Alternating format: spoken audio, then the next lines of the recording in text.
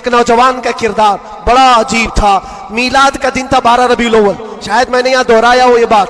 میں ٹرین سے اتر رہا تھا, ایک نوجوان مجھ سے کہنے لگا, حضرت میں چاہتا ہوں کہ آج حضور کی بارگاہ میں کوئی اچھا تحفہ پیش کروں. صاحب جھنڈے, کمکمے, مٹھائیاں سب لگا کر کے تو تحفے پیش کرتے.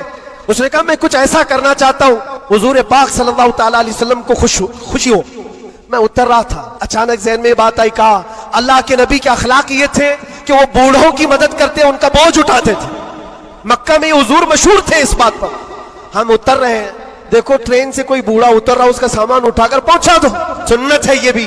اور آج 12 ربیع الاول ہے, تم حضور کی بارگاہ میں خراج عقیدت پیش کر. یہ بات کہا اور میں گزر گیا. وہ جوان ایک بوڑھی عورت 2 بڑے بڑے شاپر لے کر آ رہی تھی, اس کے پاس گیا اور کہا کہ اماں جی مجھے دو, میں اٹھاتا ہوں. وہ پہلے تو گھبرائی, کہا کہ تو کیوں اٹھائے گا, تو کولی ہے کیا ہے, میرا سامان کیوں نہیں دوں گی. نہیں دے رہی تھی. اور کیوں دے اجنبی کو کوئی. اس نے اصرار کیا, اماں جی دے دو اٹھا لوں گا. کہا اتنا کیوں کہہ رہا ہے بیٹا, تو سامان لے کے بھاگنا ہے, کیا کرنا ہے. اس نے صاف صاف سمجھا دیا, اماں جی بات یہ ہے آج 12 ربیع الاول کی تاریخ ہے, ہمارے پروفٹ محمد صلی اللہ علیہ وسلم کا جنم دن ہے, اور ان کی عادت تھی کہ وہ بوڑھے لوگوں کا بوجھ اپنے ہاتھ اٹھاتے تھے. میں چاہتا ہوں کہ ان کا عمل دہراؤں, ان کے اخلاق پر عمل کروں اور میں ان کی روح کو خوش کروں. بوڑھی کے دل میں بات آ گئی. کہا لے لے بیٹا, تو تیرے نبی کی بات کر رہا ہے, آج تمہارا کوئی تہوار کا دن ہے, یہ کرنا ہے تو کرو. وہ شاپ پر لے کر کے گیا, اس کو جہاں تک پہنچانا تھا پہنچایا. یہ بات آئی گئی, گزر گئی. ہم بھی تو سوچتے ہیں کہ چھوٹی سی بات ہے. 6 مہینے گزر گنے کے بعد, 6-7 مہینے کے بعد اس نوجوان نے مجھ سے کہا کہ حضرت وہ بوڑھی عورت جس کا میں سامان اٹھایا تھا, وہ ابھی رابطے میں, کانٹیکٹ میں ہے, ابھی آئی اور کہہ رہی ہے کہ بیٹا 6 مہینے گزر گئے, اب تک میں تیرے نبی کا بایو ڈاٹا ہی پڑھ رہی ہوں, اب تک میں ان کے اخلاق ہی پڑھ رہی ہوں. کہا کیوں؟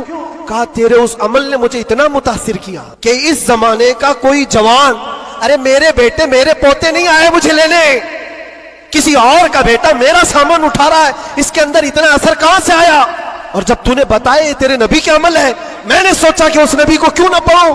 پڑھتے پڑھتے میں اس مقام پر پہنچ گئی. بتاؤ تیرا نبی کہاں ہے, میں بھی جاؤں غلامی میں شامل ہو جاؤں. واہ واہ واہ واہ, سبحان اللہ. تمہارے اخلاق سے انقلاب آ سکتا ہے, تمہاری عادات سے انقلاب آ سکتا ہے, لیکن جب تم خود سیرت نہیں پڑھنا چاہتے تو دنیا تو پھر یہی تانے دے گی کہ آتنکوادی ہیں, یہ دہشت گرد ہیں, ان کے منہ پر تھپڑ مارنے کا طریقہ یہی ہے. ہم تمہاری سرٹیفکیٹ کے محتاج نہیں ہیں, ہم تمہارے بولے جانے سے کچھ بھی پرواہ نہیں کرتے, تمہیں اپنے نبی کے اخلاق کر کے دکھانا ہے.